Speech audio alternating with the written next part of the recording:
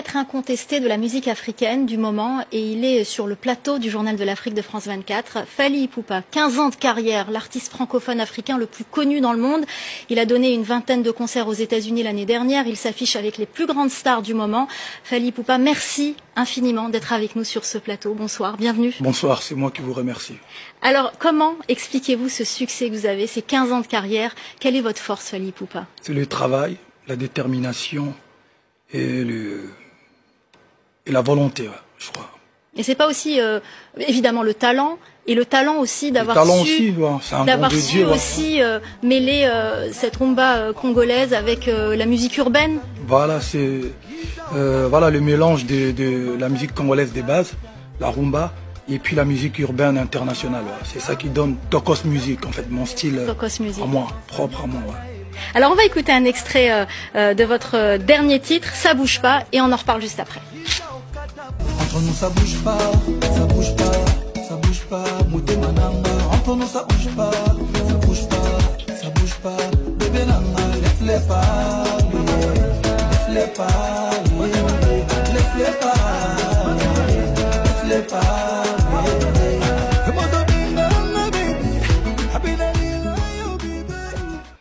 Et vous continuez à chanter sur ce plateau pendant l'extrait, c'est plus fort que vous. Ouais. Alors, vous allez certainement l'interpréter lors du concert de vendredi. Ce concert prévu donc ce vendredi 28 février à l'hôtel Accor Arena à Paris. Quel est le programme de ce concert? Le programme, vendredi, il y aura le concert et moi je serai sur scène à 20h50. Donc je commence la fête à 20h50 jusqu'à 23h30. Et vous avez prévu un spectacle, il y aura des guest stars? On a prévu un super spectacle et puis il y aura quelques guests. Et voilà, les gens, j'invite tout le monde qui aime la musique, qui aime ma musique, de venir, en tout cas de ne pas rater cette occasion parce que pour moi ce sera l'un des meilleurs concerts de l'année 2020. On n'en doute pas, on n'en doute pas. Fally Ipupa, on connaît votre talent, on l'a vu et on le verra encore, mais on connaît aussi votre engagement sur le terrain humanitaire, on en parle beaucoup. Cet engagement, vous le faites à travers des dons physiques, d'ambulance à des hôpitaux, mais aussi le don de vous-même. Vous avez par exemple rendu visite à ces victimes de violences sexuelles, ces patients du docteur Mukwege. À l'hôpital Panzi, oui.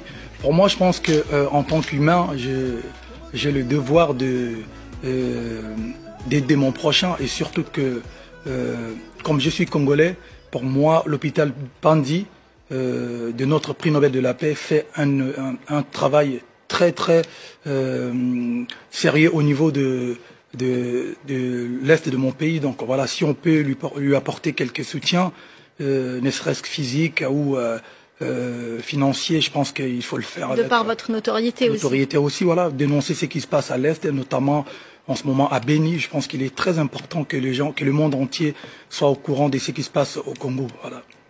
Alors, Fally Ipupa, on ne va pas les citer, mais il y a des groupes d'opposants congolais radicaux qui tentent d'annuler votre concert en menaçant par exemple le public. Le dispositif de sécurité pour votre concert a été considérablement renforcé pour vendredi. C'est déjà arrivé qu'on annule votre concert en 2011 et vous n'êtes pas le seul artiste d'ailleurs à subir ces intimidations. D'abord, quel est votre message à votre public pour ce vendredi et ensuite quel est votre message à ces groupes radicaux qui tentent de perturber vos concerts? D'abord un message à mon public, les gens qui sont prêts, qui veulent s'amuser avec moi, qui veulent participer au concert, n'ayez pas peur, venez, il y a des dispositions qui sont là, donc vous serez en sécurité et il y aura de la bonne musique surtout. Venez, en tout cas on vous attend, je vous attends, ne craignez rien. Je suis d'attaque pour faire ce concert et vous avez vos tickets, donc voilà, donc il faut que vous veniez. Et pour les gens qui veulent absolument boycotter les concerts, moi je leur dirais, écoutez, si on est tous congolais, on n'a pas besoin de menacer ses propres frères et sœurs. Donc voilà, ceux qui ne voudront pas venir, rester à la maison.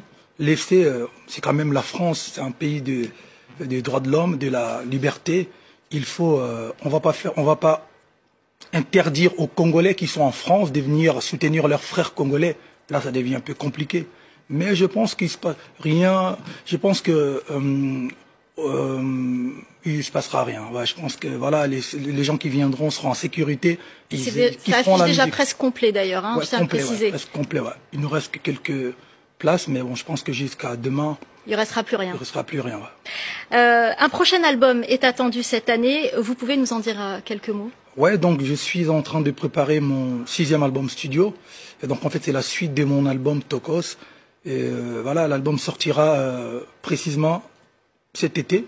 Mais on a déjà balancé le premier single de l'album qui s'appelle Ça bouge pas, qu'on vient de regarder. Voilà, je suis content. Je suis à presque 80% du projet. Et quand les gens vont le découvrir, ils vont vraiment apprécier le boulot. Et vous viendrez nous en reparler dans le Journal de l'Afrique? Avec plaisir, toujours avec plaisir. Merci beaucoup, merci d'avoir accepté notre invitation. Merci d'être venu nous parler de cet album et de ce concert. Je rappelle à nos téléspectateurs qu'on peut également vous retrouver sur le site internet de France 24 et d'RFI. Vous étiez l'invité de Juliette Fievé pour l'émission voilà. Légendes urbaines. Pour ceux qui aimeraient découvrir encore plus sur j'en ai fait pas mal. Sur votre vous êtes passé aussi chez Amobé, voilà. Journal de la culture de France 24. Merci d'être venu au Journal de l'Afrique. Restez avec nous dans quelques instants. C'est la suite de Paris Direct en ce qui t'en musique.